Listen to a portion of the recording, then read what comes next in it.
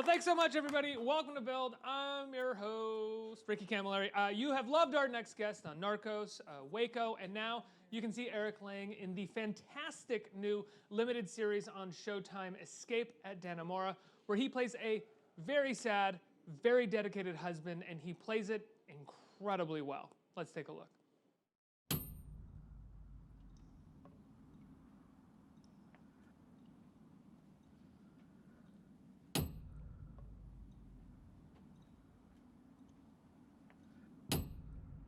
So you're a 51-year-old woman who's been with the same man for 20 years, 21 years? So we can have an adult conversation. Okay.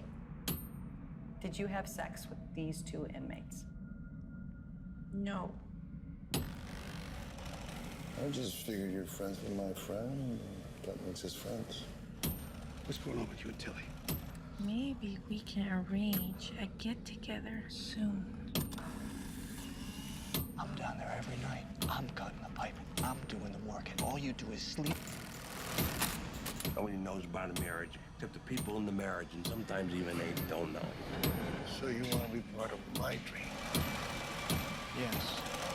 Say it.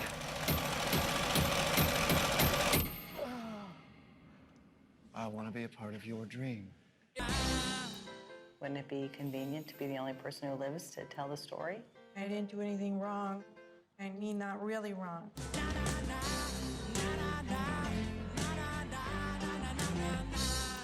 Everybody, please welcome the great Eric Lange. Let's hear it. I love this so much. We had some of the cast here earlier. I couldn't tell them enough how much I love it. I think it's the best of the limited series things that I don't know how exactly to put it that we've seen so far. It never forgets to be entertaining, but it's also dramatic, it's smart, and yours and Patricia Arquette's performances are a tightrope. One of the best tightropes I think I've seen in a long time in terms of how we're supposed to feel about these characters, what we're supposed to laugh at, what we're supposed to sympathize with, and I wonder if you thought about that tightrope while you were doing it, or if you just found this character and went with that.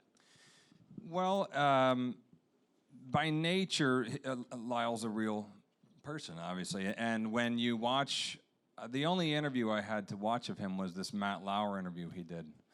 And they sent it with the audition. And when I watched it, I was like, is this real? You know, I remember seeing the interview when the thing was happening in 2015. So it's not so much a creation of a character as it is, I'm trying to, recapture him. And he's very unique.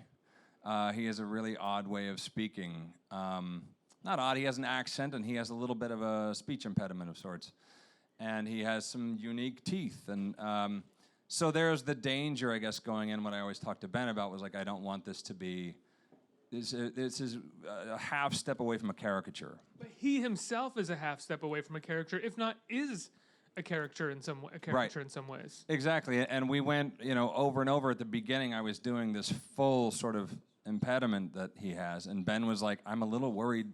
We'll have to subtitle you if we keep this up." And I said, "I know it's got to be. So it's got to be him and all his eccentricity, but that's swallowable for a mainstream audience for everybody.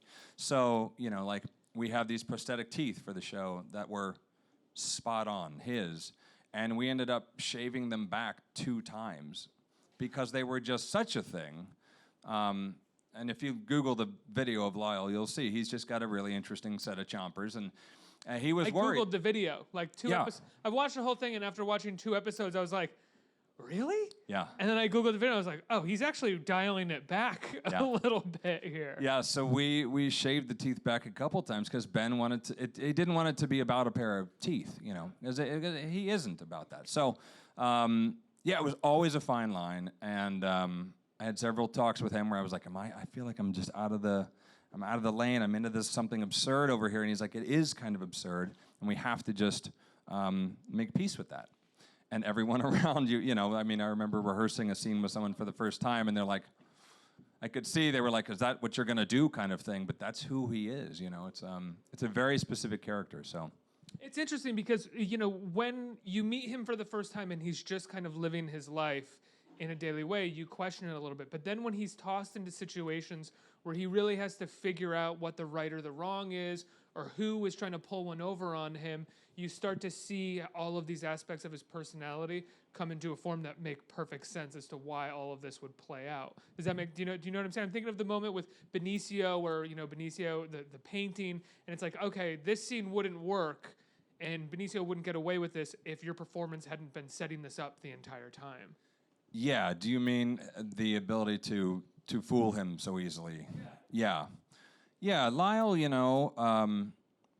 is this, I asked all the when we went to visit the prison when we first started filming, I talked to a lot of the guards there who had worked with him for years, and I asked them like, tell me about Lyle, and all of them just instantly said, he's just a simple guy, and you could question how much education he has or whatever, but he's a simple guy who likes his job, who loves his wife, whose biggest excitement in the day is where they're going to go eat that night, and I don't think there's anything wrong with that per se, Yeah, exactly. King Walk, right? King's Walk, yeah.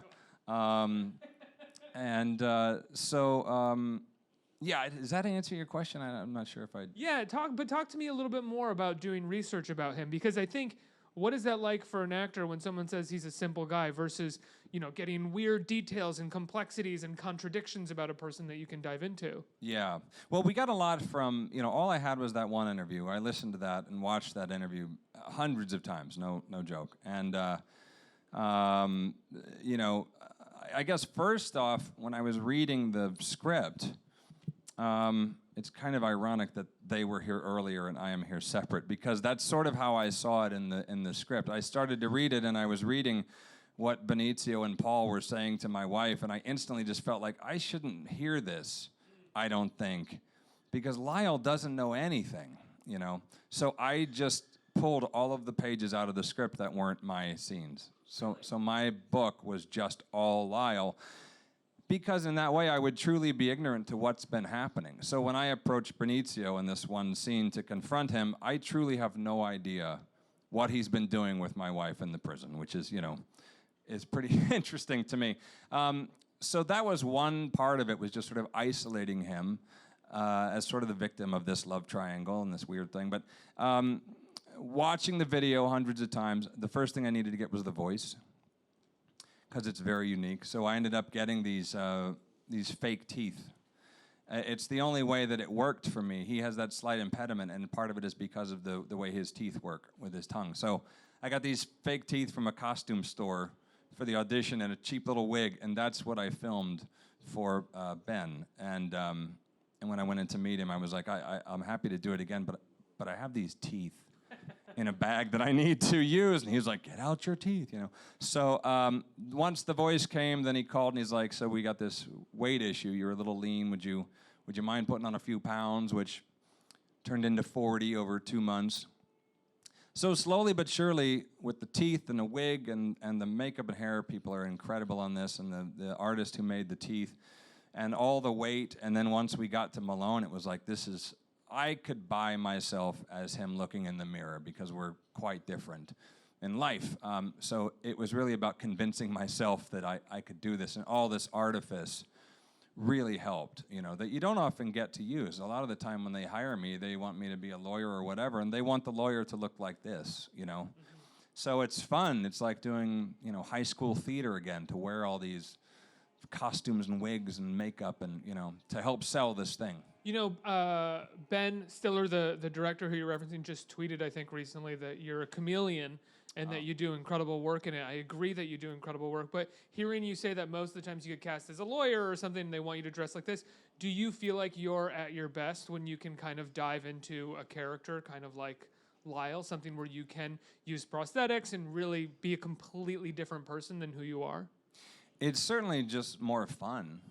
It's much more fun to completely lose yourself in something. I'd sit in front of the mirror, as all the different pieces went on, and it was like, oh, there goes Eric, And Ben, that was so kind of him to say, but it's to Ben's credit that we got to that level of detail.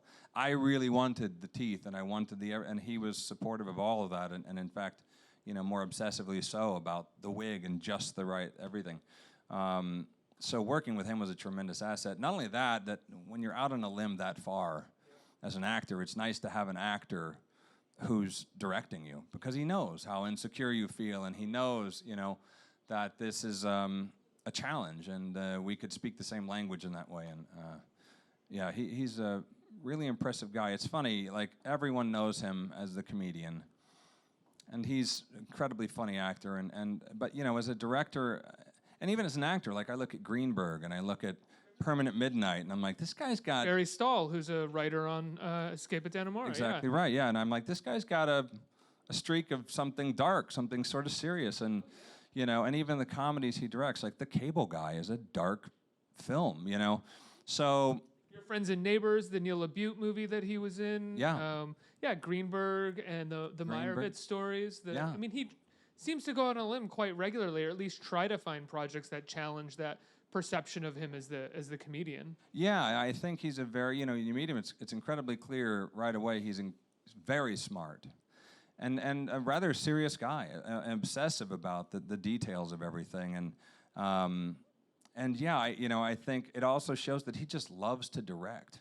He's been in front of the camera a lot of his life, and it's been his bread and butter in doing the comedies. But it's evident from the passion he puts into this thing that he really likes doing it, and it helps everybody.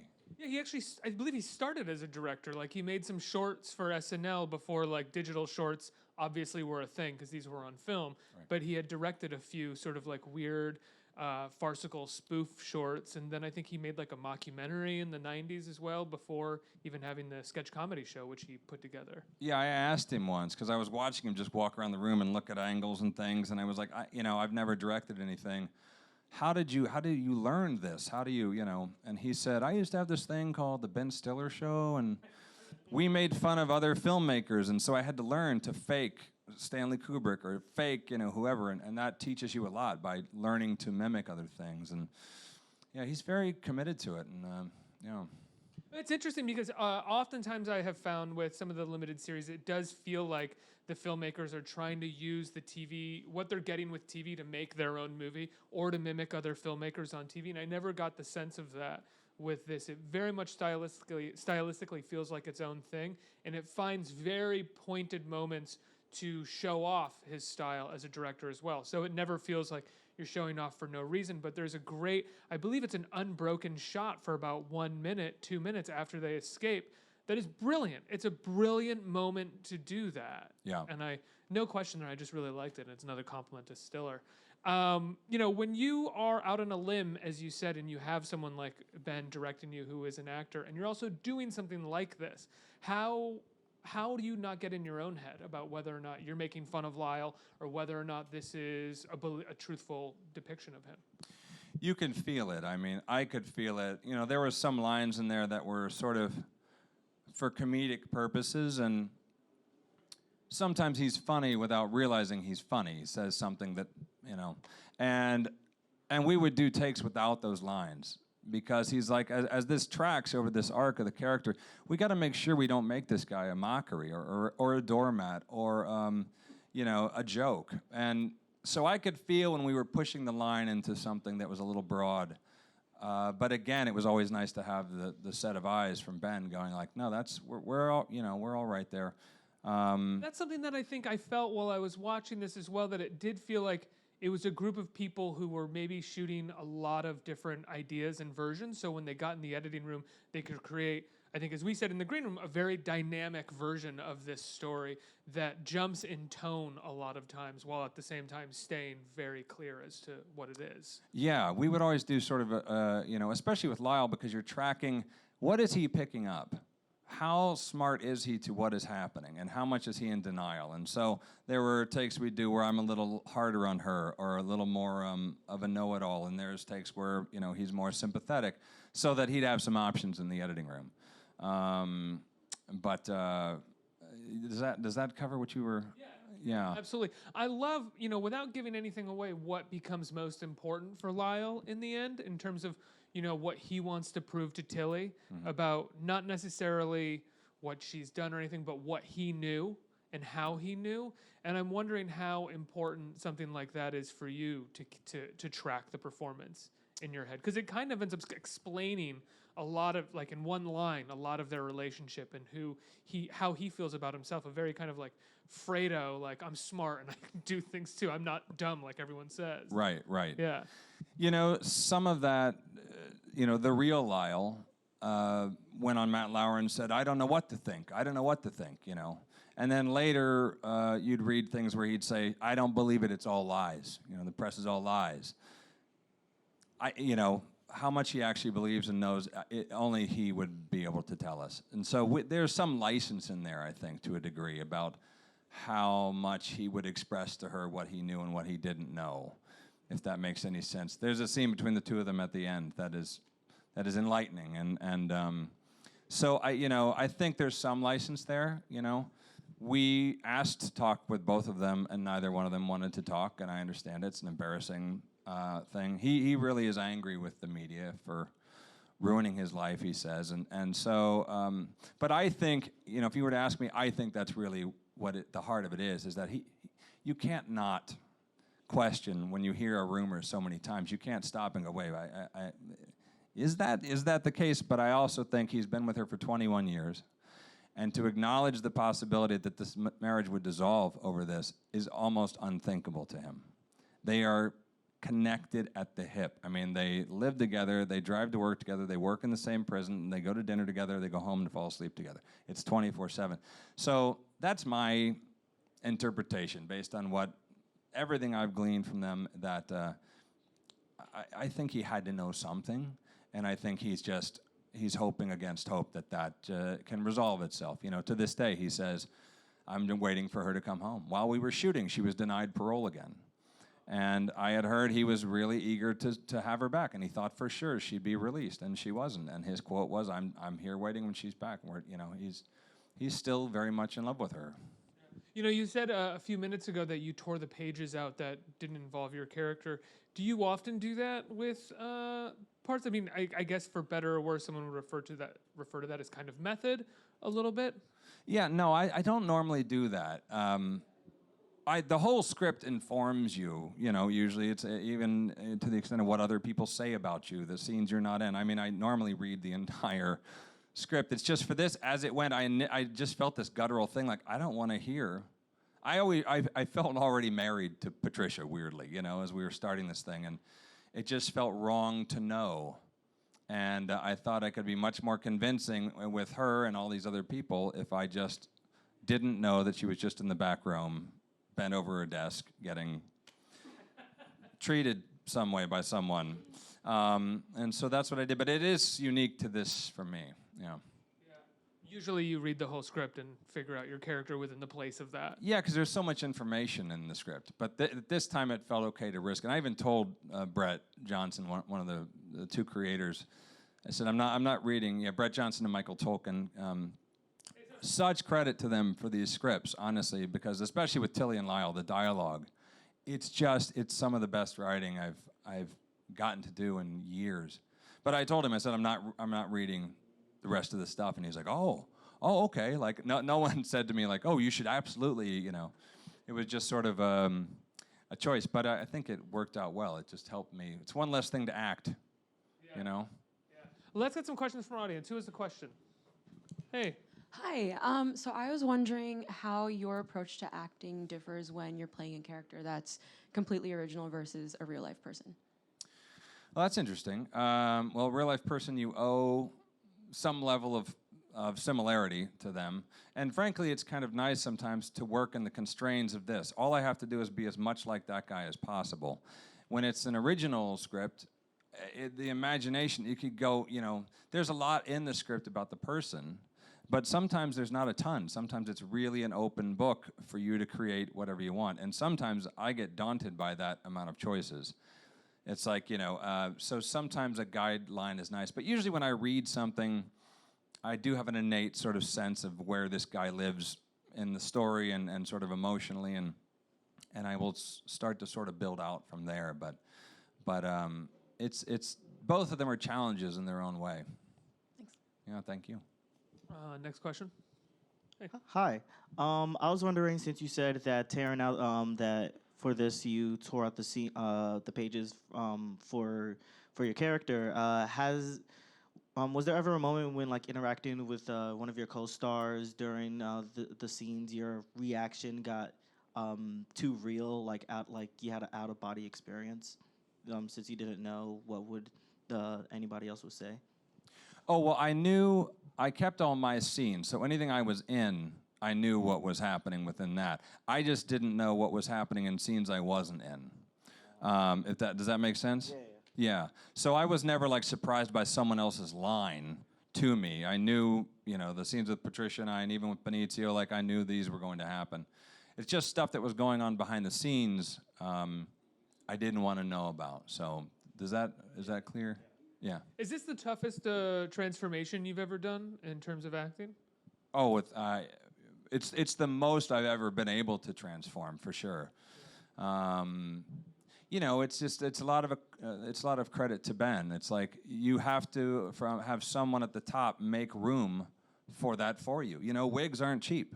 They have to be paid for. These teeth aren't cheap. They have to be paid for. And so if I went to guest star on, CSI New York, and I said, I'm thinking like this long wig, and but they're gonna say, you know what, your hair is fine. That costs money, That goddamn actors. He wants to put a wig on and shit. Yeah, that's enough to me. But it's just so necessary for this part. But yeah, this is the most fun I've had in probably ever. It's one of my favorite jobs, for sure. It comes across on screen. It's a lot of fun to watch, but at the same time, it's a drama. It never forgoes being entertaining for the drama and vice versa. It's a really great series. Congratulations. Thank it premieres this Sunday on Showtime. Everybody tune in and check out Eric's incredible performance and give it up for Eric Lange. Let's hear it. Thank you, guys.